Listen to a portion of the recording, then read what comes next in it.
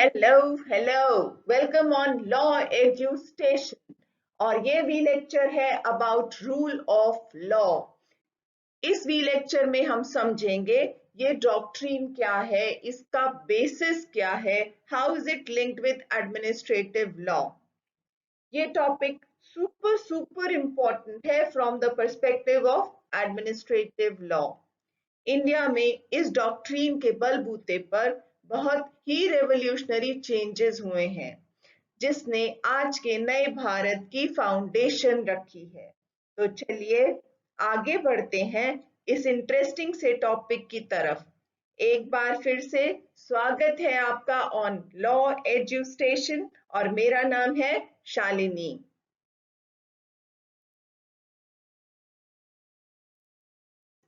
Oops, here comes the story time। ये कहानी है दो शहरों की। एक नदी के दो ओर दो बड़े बड़े शहर बसे हुए हैं। एक का नाम है ऑर्डर और दूसरे का केओस। इन दोनों शहरों को जोड़ता है एक बड़ा सा पुल। एक तरफ है मन मर्जी की दुनिया, जहां कोई ऑर्डर, नियम, सिस्टम नहीं है। लॉ एंड ऑर्डर के नाम पे गवर्नमेंट और उसकी एजेंसीज तो हैं, पर कोई रूल बुक नहीं है। और अगर रूल बुक है तो वो रिच और पावरफुल की मोहताज है, उनके हाथों की कठपुतली है। पूरे शहर में कोई प्लानिंग नहीं है। घर हैप्पैज़ार्ड तरीके से, रोड्स की कोई प्लानिंग नहीं है, ट्रैफिक के नियम नहीं, सब मन मर्जी, एड हॉक, अनप्रिडिक्टेबल। यह वो शहर है जहां ताकत ही सब कुछ है और आम आदमी हमेशा किसी भी एडहॉक फैसले के डर से जीता है। अब पुल के उस ओर चलें तो आप एक नई दुनिया में आ जाते हैं, ऑर्डर की दुनिया में। यहाँ कुछ अनियमित नहीं है, सब कुछ नियम, कानून, सिस्टम के अनुसार चलता है। घर, सड़कें एक प्लानिंग के साथ व्यवस्थित हैं। ट्रैफिक के नियम हैं, सभी कुछ एक सिस्टम से, रूल बुक के अनुसार। सभी लोग, रिच, पुअर, ताकतवर, कमजोर, पॉलिटिकल लीडर या फिर एक आम नागरिक, एक समान एक ही लॉ को फॉलो करते हैं। Law enforcement officers are just, fair, courteous हैं, संवेदनशील हैं। यहाँ हर कोई जानता है कि उनका अधिकार सुरक्षित है, क्योंकि यहाँ इस शहर में रूल ऑफ लॉ का शासन है। Now imagine you are a law student standing at the midpoint of this bridge, looking at these two opposite worlds। Chaos की तरफ है एक सोसाइटी, ऐसा समाज बिना कानून के, जहां फैसले मनमाने हैं, राइट्स, अधिकारों का कोई इंपॉर्टेंस या महत्व नहीं है, कोई प्रोटेक्शन नहीं है। और दूसरी ओर है एक सिटी ऑफ ऑर्डर, एक सोसाइटी, नीति से चलने वाली society, society that is governed by rule of law, where everyone is equal before the law, where the rights are protected by the law, society where justice is attainable. As a law student, your journey is to understand the importance of rule of law and to work towards upholding it. The rule of law is not just a concept, it is a bridge that permits society to move away from the state of chaos towards the state of order, from the state of injustice to the state of justice. Rule of law enables a fair and civilized society to flourish, ensures that administrative power is restrained, that individual rights are protected, that decisions are made through an established process. Your study and practice of law is about safeguarding and strengthening this bridge to ensure that all citizens can safely cross from one side to another to a world where the rule of law prevails। एक विधि विद्यार्थी के रूप में आपसे expectation है कि आप rule of law के महत्व को समझें और उसे बनाए रखने की दिशा में अग्रसर रहें। रूल ऑफ लॉ सिर्फ एक विचार नहीं है, ये वो ब्रिज है जो समाज को केओस से ऑर्डर में बदलता है। ये वो ब्रिज है जो एक फेयर और सभ्य समाज की नींव रखता है, उसे फ्लरिश होने में मदद करता है, उसे प्रोटेक्ट करता है, इंश्योर करता है कि ताकत पर रोक लगे, अधिकारों की रक्षा हो और एडमिनिस्ट्रेटिव डिसीजंस या निर्णय स्थापित प्रक्रियाओं के माध्यम से ही किए जाएं। एज ए लॉ स्टूडेंट, तुम्हारा विधि और कानून का अध्ययन और प्रैक्टिस इस रूल ऑफ लॉ के पुल को सुरक्षित रखने और मजबूत रखने के लिए है, ताकि सभी नागरिक सुरक्षित रूप से केओस से ऑर्डर की तरफ जा सकें, ऐसी दुनिया में जहां सुप्रीमेसी है लॉ की।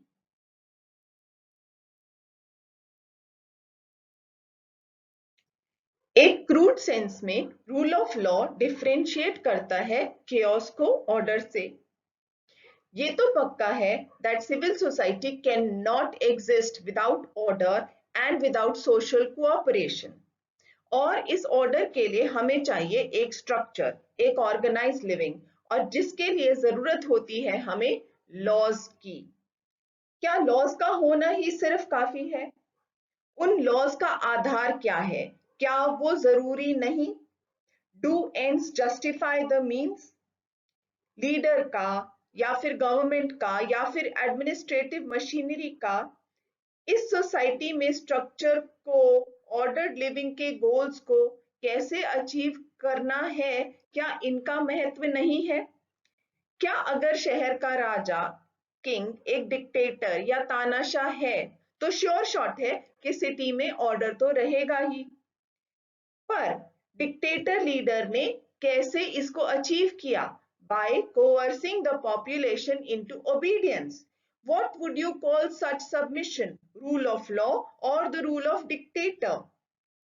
In an ideal sense, this is not rule of law because state of order here is being achieved at the loss of personal freedom of people and by subjecting them to the whims of men। आदर्श दृष्टि से ये कानून का राज नहीं है, क्योंकि यहाँ पर व्यवस्था स्वतंत्रता की कमी के साथ बनाई गई है। Thus, in a real sense, in an ideological sense, rule of law guarantees both order as well as freedom, where both individuals as well as government is subjected to same set of laws। Rule of law, जो कि एक phrase है, derive किया गया है from French language ला प्रिंसिपल दी लेगालित। It represents governance based on principles of law and not of men। This principle, in an ideal sense, includes an ethical code while the exercise of power by public authorities. Strategies and ingredients of this code are fluid, not fixed, but dynamic। These postulates may differ from society to society depending upon the needs of the society at that point of the time, but its basic postulates are universal, covering all space and time. And these universal postulates are equality, freedom, and accountability। Opposite to this system of rule of law is the system of arbitrariness, tyranny, where the ruler or government can do whatever it wants and the people have no way to refuse laws that they consider unjust or unfair। Today, the rule of law is the supreme manifestation of human civilization and culture and is a new lingua franca of global legal as well as moral thought। Such a powerful concept based on the jurisprudence of natural law। अब मेरा एक सवाल है आपसे। Did this concept of rule of law had any traces in Indian jurisprudence? How did this doctrine manifest in ancient India? How did the Indian rulers rule? तो next slide में हम जानते हैं the form, the shape, the manner in which rule of law manifested in ancient India। भारतीय सभ्यता या Indian society के लिए रूल ऑफ लॉ का कॉन्सेप्ट कोई नया नहीं है। ये बहुत पुराना कॉन्सेप्ट है that existed from time immemorial. Bharat के प्राचीन काल में India witnessed it in the form of rule of dharma. Rule of dharma जिसका रेफरेंस है हमारे एंशियंट टेक्स्ट्स में, वेदास में, मनुस्मृति, अर्थशास्त्र, उपनिषद, महाभारत, रामायण। हमने सुना है धर्मो सर्वोप्रिया, धर्मा इज सुप्रीम। धर्म व्यक्तिगत नैतिकता से लेकर शासन और समाज के नैतिकता का मार्गदर्शन करता था प्राचीन काल में। धर्म शासन में भी एक बहुत ही महत्वपूर्ण भूमिका निभाता था। राजा और शासकों से अपने प्रशासन में धर्म का पालन करने की उम्मीद की जाती थी। इसका मतलब था कि उन्हें न्यायपूर्ण तरीके से शासन करना था, नैतिक नियमों का पालन करना था और सुनिश्चित करना था कि कानून और नीतियां धर्म के साथ मेल खाती हैं, उनमें कोई डिसअलाइनमेंट नहीं है। धर्म emphasized that law should apply equally to all individuals. धर्म ने व्यक्तिगत जिम्मेदारी पर भी महत्वपूर्ण जोर दिया। व्यक्तियों से उनके समाज में दायित्वों और जिम्मेदारियों को पालन करने की उम्मीद की जाती थी। To conclude, the ancient Indian concept of dharma shares several key principles with the modern idea of rule of law. Like rule of law, dharma in ancient India emphasized the importance of ethical and moral principles in governance and equality before the law. Both rule of law and dharma emphasized on justice and also on individual responsibility. धर्म ने प्राचीन भारत में कानूनी और नैतिक मानकों को आकार देने में महत्वपूर्ण भूमिका निभाई है। Dharma has played a pivotal role in shaping legal and ethical standards in ancient India, reflecting an early manifestation of rule of law. Similarly, the concept of rule of law is located in right reason by early Greeks. Thinkers like Plato and Aristotle emphasized fundamental importance of rationality, ethics, and justice in the governance of a state. They believed that rationality was the highest form of human capability and must guide all aspects of life, including governance. Rule of law सही तर्क के मार्गदर्शन में समाज में न्याय और इंसाफ प्राप्त करने का एक साधन के रूप में देखा जाता था। कानून का मतलब था कि वो न्यायमूलक हो, सामान्य हित यानी इक्वालिटी को बढ़ावा देने वाला और व्यक्तिगत अधिकारों की सुरक्षा करने के लिए हो। Arbitrary and unjust rules were strongly criticized. Plato, in his work The Republic, introduced the concept of philosopher kings who would rule on the basis of their wisdom and knowledge rather than arbitrary power. Aristotle, on the other hand, stressed the importance of balancing power through systems that would prevent tyranny and protect the rule of law. इस दृष्टिकोण में कानून सिर्फ शासकों के आदेश नहीं थे, but were the product of careful reasoning and deliberation. उम्मीद की जाती थी कि कानून पारदर्शी यानी ट्रांसपेरेंट होंगे और सार्वजनिक रूप से जाने वाले मतलब पब्लिकली नोन होंगे, जिससे कि नागरिक कानून को समझें और उन्हें फॉलो करें। प्लाटो और अरिस्टोटल दोनों ही सरकार में नागरिकों के शामिल होने में विश्वास रखते थे। They believed in the involvement of citizens in governance. उन्होंने शिक्षित नागरिकों के भागीदारी के महत्व को माना और निर्णय निर्माण प्रक्रिया में उनकी भागीदारी के महत्वपूर्णता को स्वीकार किया। They recognize the importance of educated citizens participating in the decision-making process. संक्षेप में प्लेटो और अरिस्टोटल न्याय की धारा को सही तर्क में स्थापित करते थे, जिसका मतलब था कि तर्क शक्ति और नैतिकता पर आधारित राज्य का प्रशासन करना। In summary, the early Greeks, particularly Plato and Aristotle, situated the concept of rule of law in right reason, which meant governing a state based on rationality and ethics. This idea of governance, guided by reasoned laws and principles aiming for justice and fairness, had a lasting influence on the political philosophy and the development of legal systems throughout history.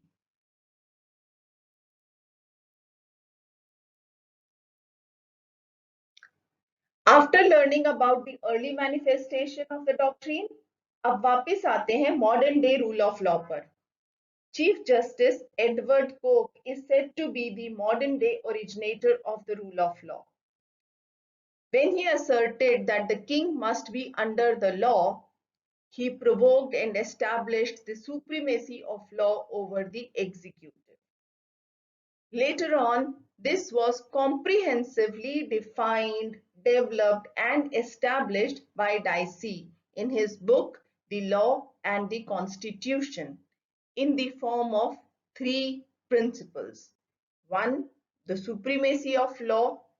Second, equality before law. And three, predominance of legal spirit, means judicial supremacy. We shall understand all these three principles in detail in upcoming slides. And first principle is supremacy of law, absolute supremacy. इसका मतलब है absence of both arbitrary power as well as wide discretionary power on the part of government. Dicey asserted कि जहां discretion होती है वहां arbitrariness के लिए जगह बनती है, and this may threaten legal freedom of the citizen. Dicey suggested that where the rule of law exists, government cannot act as it pleases. Government cannot punish citizens because they object or disapprove government action.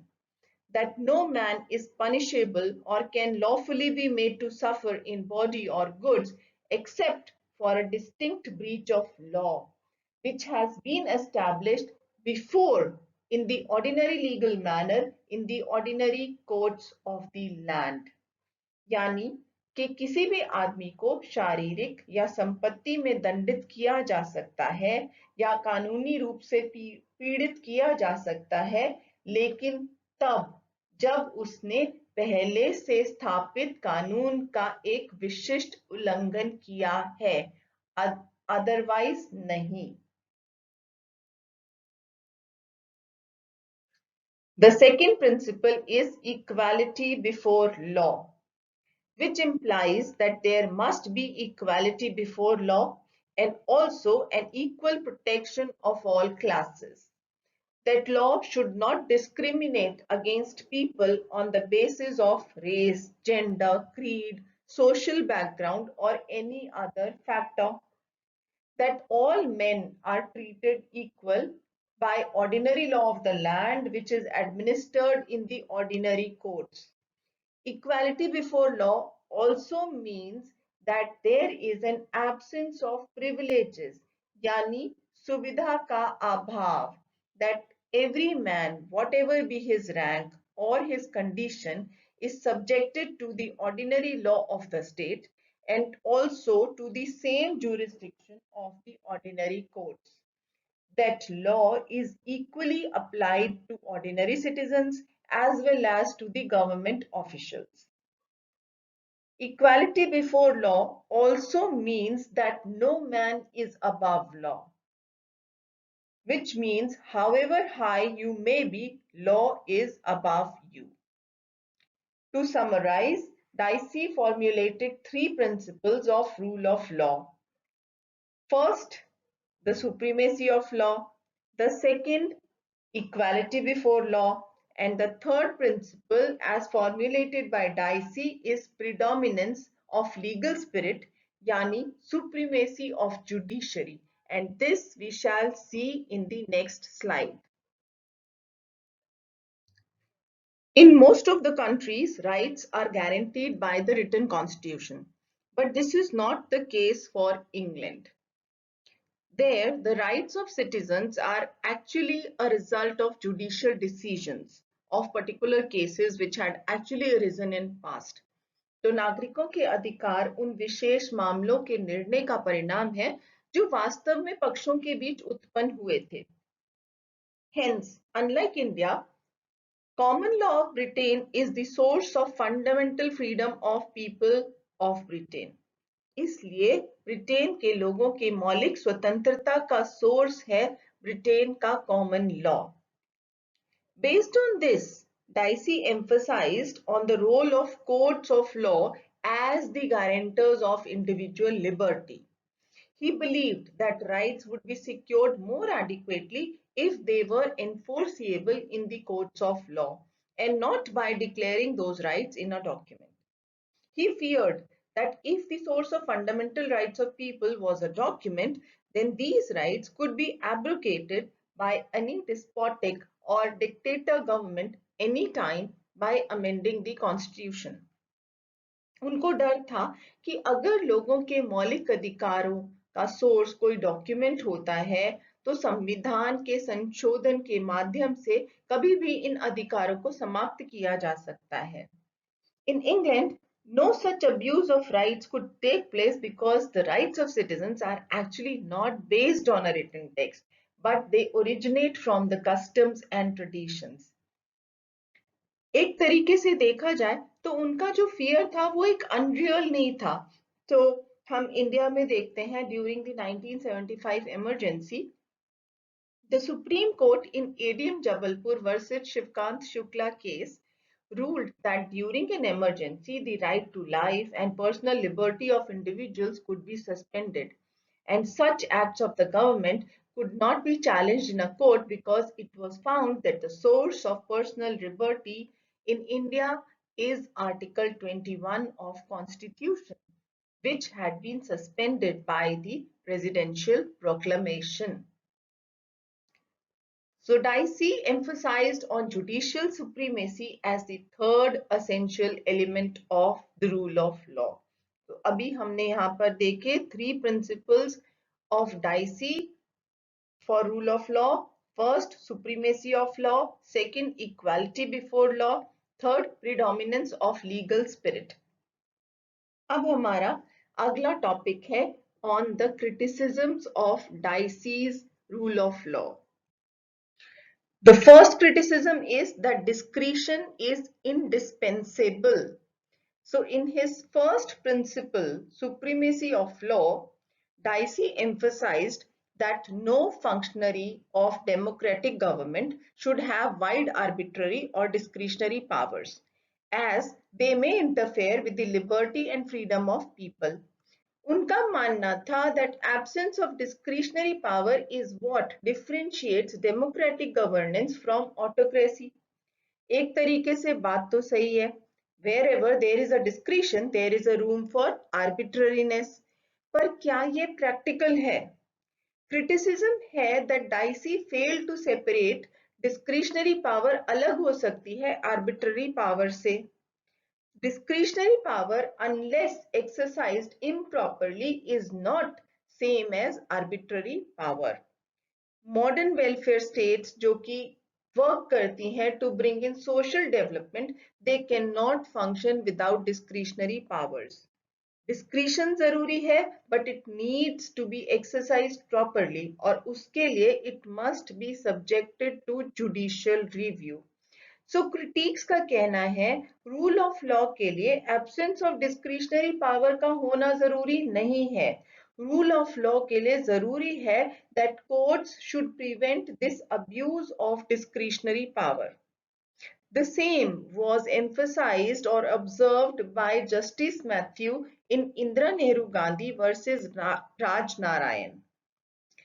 He observed there has been no governmental or legal system in the world history which did not involve both rules and discretion. It is impossible to find a government of laws alone and not of men. All governments are of laws and of men. And if it is contrary to the rule of law that discretionary authority should be given to government departments or public servants, then there is no rule of law in any modern state. दुनिया के इतिहास में कोई भी सरकारी या कानूनी प्रणाली नहीं थी जिसमें नियमों और डिस्क्रिशन माने विवेकाधीता दोनों शामिल नहीं थे। अगर यह विपरीत है कि सरकारी विभागों या सार्वजनिक सेवकों को विवेकाधीन प्राधिकृति दी जानी चाहिए, तो किसी भी आधुनिक राज्य में रूल ऑफ लॉ नहीं है। To conclude, without discretion, it is not possible for a modern state to fulfill its obligations to its citizens. Hence, discretionary powers का administration में ना होना असंभव है। तो अब आते हैं सेकंड क्रिटिसिज्म पे। Fear of abuse of discretionary power is not tenable. Dicey was against the use of discretionary power क्योंकि उन्हें डर था इन पावर्स के अब्यूज होने का। सरकार और प्रशासन की दुनिया में कभी कभी अधिकारियों को परिस्थिति के आधार पर निर्णय लेने के लिए फ्लेक्सिबिलिटी की जरूरत होती है। तो इसलिए these powers of flexibility must come from established laws, even though there is a chance that they could be misused. Additionally, certain rules must be put in place to prevent this misuse. अब possibility है कि rules तो हैं, but they are not always working perfectly. Hence, administrative law is always working to figure out better ways to control and stop officials from abusing their decision-making powers. प्रशासनिक कानून administrative law हमेशा ये प्रयास कर रहा है कि अधिकारियों को उनके निर्णय लेने की शक्तियों का दुरुपयोग करने से बचाने और रोकने के बेहतर तरीके खोजें। और यही तो हमने जाना था अपने पहले वाले वीलेक में about the nature and scope of administrative law, that this is not fixed, it is flexible, it is dynamic, it is evolving. तो अब इसलिए कि there is a possibility of misuse or abuse of discretionary power, in discretionary powers को क्या completely prohibit कर देना चाहिए या कर सकते हैं? नहीं कर सकते, because these are essential for the effective and efficient administration. Hence, the ultimate guarantee against abuse of power actually lies in the political and legal safeguards against such abuse, in a vigilant public opinion, and in the sense of justice in the people.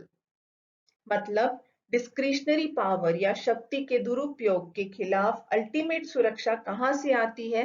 ये आती है राजनीतिक और कानूनी सुरक्षा में, सतर्क जनमत में और लोगों में न्याय के संवेदनशीलता में। और थर्ड क्रिटिसिज्म है privileges and immunities. Equality before law matlab equal subjection of all persons to the ordinary law of the country, and also the absence of any special privileges. Dicey का कहना था कि सभी government officers must be under the same legal liability as is any private individual. Dicey के हिसाब से there is no scope of any exemption to officials or others from the duty of obedience of the law. But this proposition of Dicey was not even being adhered in England.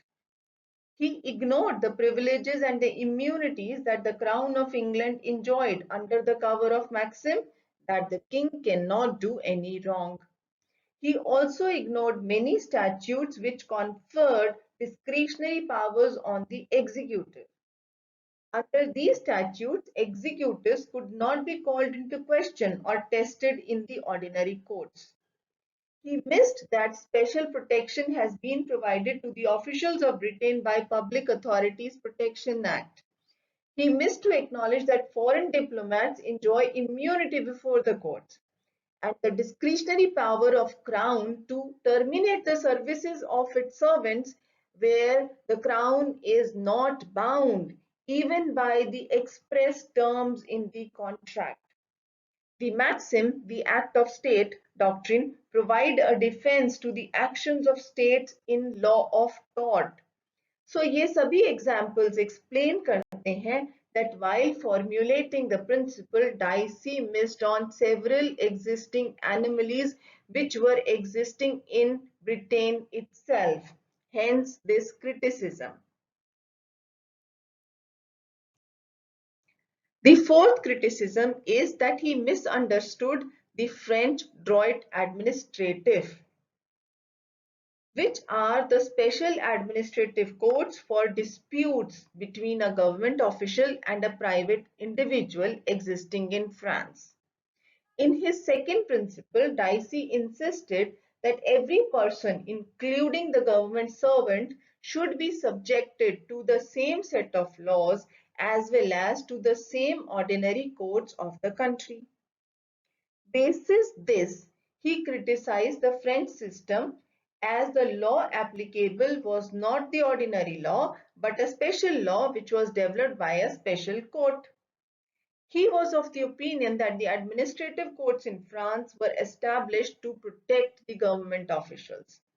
Consequently, he concluded that there was no rule of law in France. But the truth is not this. He had actually misunderstood and miscomprehended the French droit administrative system. On the contrary, French droit administrative proved itself to be more effective than the common law system, both in controlling the powers of the administrative authorities and also in providing quick and effective remedies to the citizens against the excess or illegal action of the administration. Lord Denning said that French administrative courts are not granting privileges and immunities to the public authorities. Instead, these administrative courts are exercising a supervision and control over public authorities, which is more complete than the courts of England. Later on, Dicey himself realized this misconception about administrative courts in France and corrected himself in the later publications of his book. और अब आते हैं अपने fifth criticism पे that Dicey ignored the growth of administrative adjudication and tribunals. While formulating his second principle of equality, he mentioned that everyone should be subjected to same law under the jurisdiction of same ordinary courts. With this, he created a false opposition between ordinary law and special laws. He created an opposition between ordinary courts and tribunals. He went on saying that rule of law is inconsistent with administrative tribunals. Dicey was against the separate system of administrative adjudication happening through tribunals. उनका claim था कि under rule of law there is no scope of separate law, special law or special courts for the trial of government servants.